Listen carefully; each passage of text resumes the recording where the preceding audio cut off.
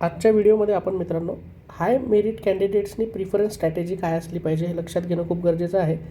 कारण व्यवस्थित निवड केली आणि स्मार्ट नियोजन केलं तरच तुमचे सिलेक्शनचे चान्सेस वाढणार आहेत. नाही तर जास्त मार्क्स असून पण मित्रांनो आपल्याला नोकरीपासून वंचित राहावं लागणार आहे.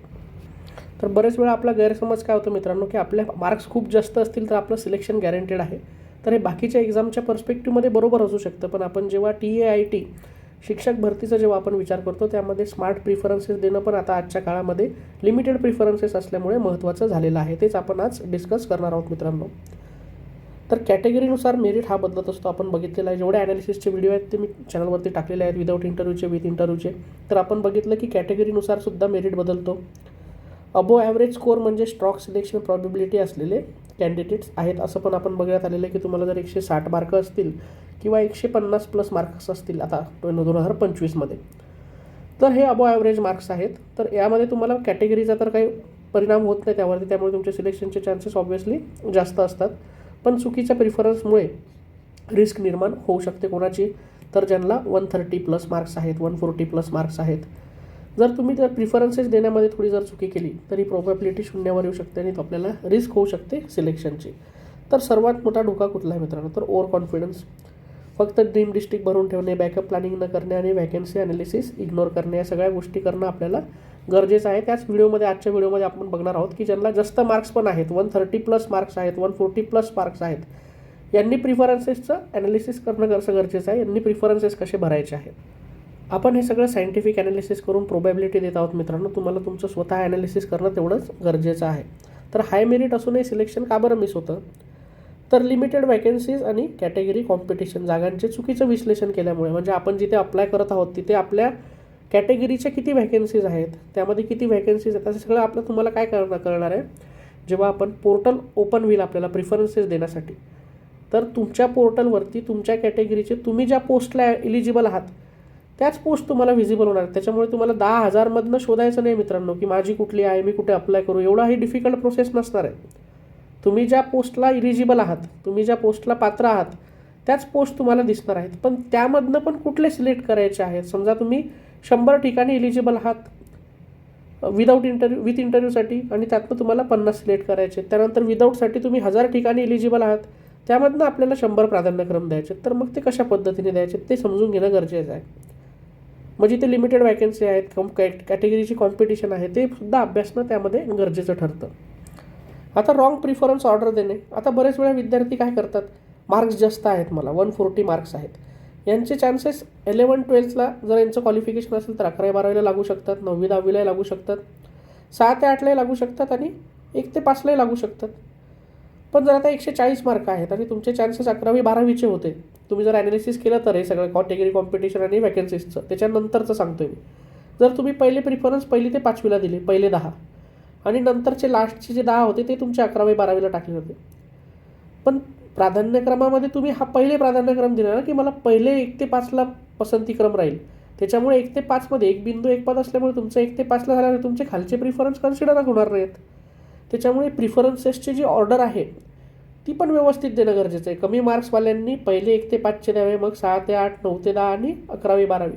आणि ज्यांचे हाय स्कोर आहेत, हाय मेरिट आहेत, जो व्हिडिओ आज आपण हाय मेरिट स्कोरर्ससाठी बनवत आहोत, म्हणजे 130 प्लस 140 प्लस ज्यांचे मार्क्स आहेत, यांनी ही ऑर्डर ऑफ प्रिफरन्सेस 11वी-12वी, 9वी-10वी, 6वी-8वी आणि 1 ते 5 अशी ठेवलं पाहिजे असं मला वैयक्तिक वाटतं. आता त्यामध्ये अर्बन फोकस्ड होतात बरेच विद्यार्थी, फक्त शहरांवर लक्ष केंद्रित करतात. आणि टेक्निकल मिस्टेक काय होते, रँडम फिलिंग करणे आणि स्ट्रॅटेजिक सिक्वेन्स न वापरणे. स्ट्रॅटेजिक सिक्वेन्स मी तुम्हाला समजून सांगितला, पण जे प्रिफरन्सेस आहेत त्यामध्ये काही सेफ डिस्ट्रिक्ट्स पण टाका मित्रांनो. काय असं नको व्हायला की 100पैकी 99 ठिकाणी आपल्यालाच आपले कॉम्पिटिटर सापडले ज्यांचे आपल्यापेक्षा जास्त मार्क्स होते. नाही, ॲटलिस्ट तुम्ही 70 मार्क्स. जसं मी तुम्हाला प्रिफरन्सेस कसे द्यायचे याच्यावरती स्पेशल व्हिडिओ बनवलेले आहेत, प्लेलिस्ट आहे मेंटरशिप नावाने. ते सगळे व्हिडिओज बघा, जेणेकरून तुम्हाला लक्षात येईल की आपल्याला कसे ग्रीन झोन, रेड झोन आणि येल्लो झोन अशा प्रकारे डिस्ट्रिक्ट्सची विभागणी करायची आहे आणि त्यानुसार प्रिफरन्सेस द्यायचे आहेत. आता ज्यांचे हाय स्कोर्स आहेत त्यांनी काय लक्षात घेणं गरजेचं, त्यांचे मेन गोल काय असले पाहिजे, तर सगळ्यात पहिले म्हणजे नोकरीची प्राथमिकता. तुमचं सिलेक्शन तरी ॲटलिस्ट 100% झालं पाहिजे, नंतर बाकीच्या गोष्टी मॅटर करतात. तर 100% जिथे सिलेक्शन होईल तिथे प्रिफरन्सेस देणे. त्यानंतर बेटर एन्व्हायरमेंटचा विचार करणे, बेटर डिस्ट्रिक्ट, आपला होम डिस्ट्रिक्ट मिळू शकतो का आपल्याला या मार्क्सवरती, याचं ॲनालिसिस करून ते पहिले अगोदर देणे. जास्त मार्क्स आहेत तर तुम्ही ऑब्व्हियसली तुमचे होम डिस्ट्रिक्ट, नंतर त्याचे नियर बाय डिस्ट्रिक्ट्स, आणि मग नंतर त्याचं पहिले होम डिस्ट्रिक्ट, त्याचे नियर बाय, आणि नंतर मग तुम्ही जे सेफ झोन आहेत ते तुम्ही अप्लाय करू शकता. त्यानंतर लॉंग टर्म स्टॅबिलिटीचा तुम्ही विचार करा. एकदम रँडमली हेस्टमध्ये प्रिफरन्सेस देऊ नका. जेव्हा ओपन होतील तेव्हा व्यवस्थित त्याचा तुम्हाला जेवढा वेळ मिळणार आहे तो पूर्ण युटिलाइज करा ते प्रिफरन्सेस देण्यासाठी. व्यवस्थित त्याचे प्रिंटआउट्स काढा तुमच्या प्रिफरन्सेसचे, ॲडव्हर्टाइजमेंट्सचे, त्याला व्यवस्थित ॲनालिसिस करा आणि मग त्याच्यामधनं तुम्ही वेळ देऊन व्यवस्थित अभ्यास करून 4 ते 5 एक्सपर्ट्स जे असतील तुमच्या एज्युकेशनल सेक्टर्समध्ये तुमच्या ओळखीचे, त्यांना जाऊन भेटा आणि त्यांच्याशी चर्चा करून हे सगळे डिसिजन्स घ्या. याच्यावरतीच तुमचं सिलेक्शन डिपेंडंट असणार आहे मित्रांनो. आणि मेन म्हणजे नोकरीचं प्राधान्यक्रम देताना तुम्हाला भविष्याचा सुद्धा विचार करणं गरजेचं आहे. भविष्यातील स्थिरता आहे का, तिथे त्या संस्थेला स्टुडंट्स अवेलेबल आहेत का, एन्व्हायरमेंट कसं आहे, तुम्हाला तिथे फॅमिली घेऊन राहायचं आहे, या सगळ्या गोष्टींचा विचार करून तुम्ही प्राधान्यक्रम द्यायचे आहेत. कारण बेनिफिट आहे तुम्हाला हाय मेरिटचा. आपण ज्यांना कमी मार्क आहेत त्यांच्यासाठी पण एक व्हिडिओ बनवूयात. तुम्ही कमेंट सेक्शनमध्ये मेन्शन करा. तसं मेन्शन केल्यास आपण त्याच्यावरती पण व्हिडिओ बनवू की लो मेरिट स्टुडंट्सनी कशा पद्धतीने ॲनालिसिस केलं पाहिजे. मिनिमल ट्रान्सफरचं हे फ्रिक्शन आहे. फ्युचर ट्रान्सफर प्रॉब्लेम्स कमीत कमी ठेवले पाहिजे. कारण हे कशावरती ठरतील, तुमची विद्यार्थी संख्येवरती. तिथे विद्यार्थी संख्या आहे का तुम्ही जिकडे अप्लाय करा. मोस्टली अर्बन एरियाजमध्ये हा प्रॉब्लेम होत नाही, रुरल एरियाजमध्ये जास्त प्रॉब्लेम. आपले प्राधान्यक्रम तसे आहेत का. इमोशनल नका डिसिजन घेऊ मित्रांनो. स्ट्रॅटेजिक डिसिजन घेणं खूप गरजेचं आहे. कारण आता आपल्याला लिमिटेड प्रिफरन्सेस आहे आणि आता त्याच्यामुळेच आपण स्ट्रॅटेजिकली हे सगळ्या सिरीजेस, हे सगळे व्हिडिओज त्यासाठी बनवलेले आहे. DVचे डॉक्युमेंट तुमचे तयार ठेवा. DV कुठले डॉक्युमेंट्स कुठले असले पाहिजे आपल्यासोबत रेडी सध्या, त्याचा व्हिडिओ मी टाकला, तो डिटेलमध्ये बघा, ॲनालिसिस करा तुमच्याकडे ते सगळे डॉक्युमेंट्स आहेत का. आता नेक्स्ट मुद्दा आपण बघणार आहोत की डिस्ट्रिक्ट्स कशा पद्धतीने सिलेक्शन करायचे. 3 कॅटेगरी मेथड जी आपण यूज करणार आहोत, ज्याचे हायेस्ट स्कोरर्ससाठी आहेत मित्रांनो, ज्यांचे 130+ 140+ मार्क्स आहेत त्यांच्यासाठी आज आपण बोलत आहोत. लो मेरिटसाठी आपण परत एक व्हिडिओ बनवणार आहोत. ते तुम्ही चॅनलला सबस्क्राईब करून ठेवा आणि बेल आयकॉन दाबा, जेणेकरून व्हिडिओ आल्यास तुम्हाला माहीत पडेल, किंवा कमेंट सेक्शनमध्ये मेन्शन करत चला. आता सगळ्यात पहिली प्राधान्यक्रम तुमचं असलं पाहिजे हे वरती, सगळ्यात पहिले वरचं ट्रायंगल, मग त्याच्या खाली, आणि मग हे बेस आहे तुमचं. तर यामध्ये होम डिस्ट्रिक्ट्स आले, प्रिफर्ड अर्बन एरियाज आले, फॅमिली कन्व्हिनियन्स तुम्हाला बघायचं, आणि करिअर ग्रोथच्या तुम्हाला त्या गावामध्ये अपॉर्च्युनिटीज आहेत का. हे तुमचे ड्रीम डिस्ट्रिक्ट्स हे तुम्ही सगळ्यात पहिले टाका, हायेस्ट स्कोरर्स जे आहेत त्यांनी. त्यानंतर मग काय करायचं, आपल्या आवडीचे सगळे प्राधान्यक्रम टाकले. जसं की आपण पकडू आता 100 आहेत टोटल, तर इथे 40 टाकून दिले तुम्ही. तुमच्या आवडीचे जे तुमचे ड्रीम्स आहेत, ड्रीम डिस्ट्रिक्ट आहे, प्रिफर्ड अर्बन एरियाचे 40 टाकून दिले. त्यानंतर तुम्हाला सेफ डिस्ट्रिक्ट टाकायचे आहेत मित्रांनो 30, जिथे नियर बाय डिस्ट्रिक्ट्स असतील तुमच्या आजूबाजू, तुमच्या डिस्ट्रिक्टच्या आजूबाजूचे, ड्रीम डिस्ट्रिक्टच्या बाजूचे, जिथे मॉडरेट कॉम्पिटिशन असेल आणि ट्रॅव्हल प्रॅक्टिकल आहे, तिथे तुम्ही सहजासहजी प्रवास करू शकता.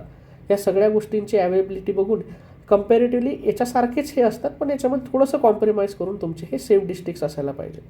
आता हे 40 आणि 30 झाले 70, आपल्याकडे राहिले किती 30. आता हे तुमचे गॅरंटेड बॅकअप असले पाहिजे. जरीही तुम्हाला 140 मार्क आहेत, पण इन केस तुमचे कॅटेगरीमध्ये कट ऑफ जास्त असेल किंवा तुमचं व्हर्टिकल हॉरिझॉन्टल रिझर्वेशनमध्ये काही प्रॉब्लेम झाला, तर तसं न हो म्हणून आपण सेफ्टी बॅकअप प्रिफरन्सेससुद्धा रुरल ऑप्शन्स काही ॲड केले पाहिजे, जे खूप लो कॉम्पिटिशन्स एरियात आहेत आणि सिलेक्टेड गॅरंटी आहे. कारण जिथे जर तुम्हाला 140 मार्क आहेत, तर मग तुम्ही इथे 120 मागच्या वेळेस जिथे कट ऑफ असेल किंवा 110 जिथे कट ऑफ असेल, पण तुम्हाला ॲटलिस्ट इथे विदाऊटमध्ये तुमचं सिलेक्शन होईल अशी स्ट्रॅटेजी ठेवून हे शेवटचे 30 द्या. शेवटी का बरं 30 द्यायचे आहेत, कारण पहिले असंच तुमचा प्रिफरन्स जो असतो त्याला प्राधान्यक्रम म्हटलं जातं की हे पहिलं प्राधान्य आहे, हे दुसरं आहे आणि हे तिसरं आहे. तुमचं जे प्राधान्यक्रम आहे ते अशा पद्धतीने बघितलं जातं. इथे सिलेक्शन नाही झालं तर मग इथे नाही झालं तर मग इथे येणार आहात. असं नाही की तुम्ही हे दिलं म्हणून म्हणतोय की ज्यांचे कमी मार्क्स आहेत त्यांना याला उलट्या पद्धतीने द्यायचं आहे, जेणेकरून तुमचं सिलेक्शन दोन्ही ग्रुप जे आहेत, लो स्कोरिंग ग्रुप्स आणि हाय स्कोरिंग ग्रुप्स. आता लो स्कोरिंग ग्रुपवरती डिटेल स्ट्रॅटेजी अशाच पद्धतीने आपण बघणार आहोत. तर अशा पद्धतीने आपल्याला डिस्ट्रिक्ट सिलेक्शन फॉर्म्युला करणं गरजेचं आहे. आता याला अजून थोडंसं डिटेलमध्ये एक्झाम्पल द्यायचं म्हटलं तर आता टॉप 30 प्रिफरन्सेस, मग 40 आणि मग 30 मी ज्या पद्धतीने आता तुम्हाला सांगितलं. तर हा पहिला ड्रीम लेअर. प्रिव्हियस कट ऑफपेक्षा स्कोर जास्त असल्यास पॉप्युलर डिस्ट्रिक्ट इथे टार्गेट करा तुम्ही, तुमचा स्कोर जर इथे असेल. त्यानंतर सेफ लेवर, प्रवासासाठी सोयीचे आणि मध्यम स्पर्धेचे जिल्हे इथे तुम्हाला ठेवायचे आहेत नेक्स्ट 40मध्ये, आणि राहिलेल्या 30मध्ये तुम्ही बॅकअप रुरल भाग ॲड करायचा आहे.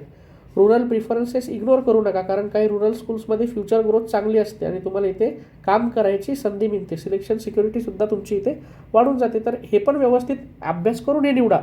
रुरल म्हणजे मी कुठले पण रुरल एरियाज देतो असं नाही, त्याचं पण तुम्ही ॲनालिसिस करा. ते 30च टाकायचे तर ते पण व्यवस्थित टाका. तर असं 30, 40 आणि 30 अशा पद्धतीने आपल्याला प्रिफरन्सेस हायेस्ट स्कोरर्सनी द्यायचे आहेत. आता आपण थोडं अर्बन वर्सेस रुरल ॲनालिसिस करून घेऊ. अर्बन प्रिफरन्सेसचं काय आहे, तर कधी आपल्याला जर मेरिट खूप स्ट्रॉंग आहे तर 160 मार्क आहेत, 150 मार्क आहेत, बिंदास टाका, तुमचं इथे सिलेक्शन होणार आहे.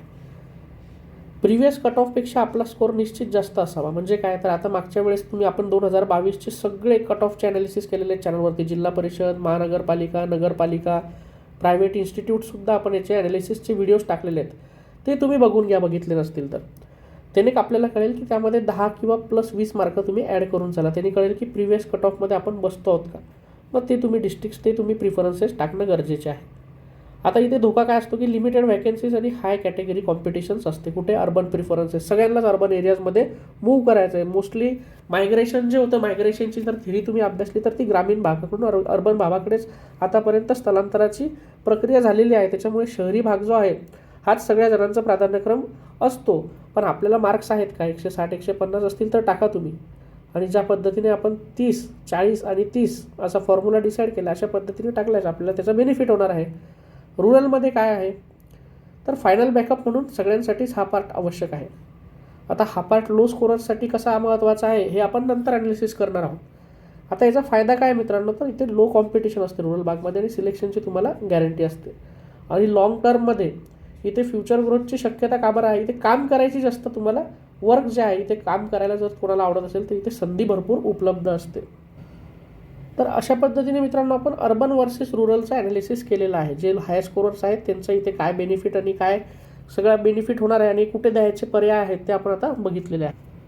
तर आज आपण प्रिफरन्सेस लॉक करण्यापूर्वी जे दक्षता घ्यायच्या आहेत, फायनल चेकलिस्ट, हाय स्कोर जरी असला तरी 150 असतील, 160 असतील, 140 असतील, आपण जरी हायेस्ट स्कोरर असलो तरी पण आपल्याला ओव्हर कॉन्फिडन्समध्ये न जाता व्यवस्थित आपल्याला चुका ज्या आहेत आपल्या त्या टाळायच्या आहेत आणि आपलं सिलेक्शन कन्फर्म करायचं आहे. त्यासाठी आपण हा व्हिडिओ प्रॉपरली ॲनालिसिस केलेला आहे या व्हिडिओमध्ये. तर आता चेकलिस्ट बघूयात. फायनल चेकलिस्ट काय असली पाहिजे. तुम्ही सगळ्यात पहिले काय करायचं आहे, जागेचं विश्लेषण करायचं आहे. ते आपण अचूक केलेलं आहे का व्यवस्थित. आपल्याला जे 100 आणि 50 प्राधान्यक्रम द्यायचे आहे त्याची लिस्ट बनवलेली आहे का, तर नसेल बनवली आत्ताच बनवायला सुरू करा. 2022चे सगळे कट ऑफ चॅनलवरती आहेत. PDFs अवेलेबल आहेत टेलिग्रामला, तिथून डाउनलोड करून बघायला सुरुवात करा. त्यानंतर कॅटेगरीनुसार प्रिव्हियस मेरिट काय होता ते बघितलं का तुम्ही आपल्या कॅटेगरीचा. त्या मला समजा आता एखाद्या XYZ इन्स्टिट्यूशनला अप्लाय करायचं, मी फर्स्ट प्रिफरन्स देणार आहे. त्याच्यात मी मागच्या वेळेसचे बघितलं का प्राधान्यक्रम काय, लोकांना किती कट ऑफ होते, किती मार्क्स मिळालेत, मी तिथं बसतो का. त्यानंतर सेफ्टी म्हणून रुरल डिस्ट्रिक्ट्स कुठले ठेवलेत का, ते तुम्ही शॉर्ट लिस्ट केलेत का की मी हे सेफ्टी झोन म्हणून ठेवणार आहेत.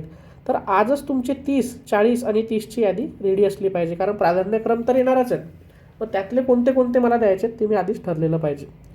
आणि प्रिफरन्सेस ऑर्डर जी आहे ती करण्याआधी तुम्ही रिव्ह्यू केलेला आहे का एकदा, की मी कशा पद्धतीने देणार आहेत, माझे मार्क्स किती आहेत. आणि तुम्हाला अगोदरचे कट ऑफ ॲनालिसिस केल्याशिवाय याचा कॉन्फिडन्स येणार नाही. त्यासाठी सगळे व्हिडिओज तुम्ही चॅनलवरती चेक करून चला. प्रिफरन्सेस कसे द्यायचे त्याचे व्हिडिओज आहेत. डॉक्युमेंट व्हेरिफिकेशनचा व्हिडिओ अपलोड केलेला आहे. सगळं फ्री ऑफ कॉस्ट आहे मित्रांनो तुम्हाला. बेटर प्रिफरन्सेस म्हणजेच बेटर करिअर स्टार्ट. तुम्हाला हाय मेरिट ही तुमची ताकद आहे मित्रांनो. योग्य नियोजन करून तिला आपल्याला यशामध्ये बदलायचं आहे. व्हिडिओ आवडला असेल तर व्हिडिओला लाईक करायला विसरू नका. चॅनलवरती नवीन असाल चॅनलला सबस्क्राईब करा. आणि सगळ्या PDFसाठी तुम्ही टेलिग्राम चॅनलवरती जॉईन करा. आणि कमेंट सेक्शनमध्ये मेन्शन करा की तुम्हाला नेक्स्ट व्हिडिओ कुठल्या टॉपिकवरती पाहिजे, तुमच्या अडचणी काय आहेत ते नक्कीच आपण सॉल्व्ह करायचा प्रयत्न करूयात. धन्यवाद.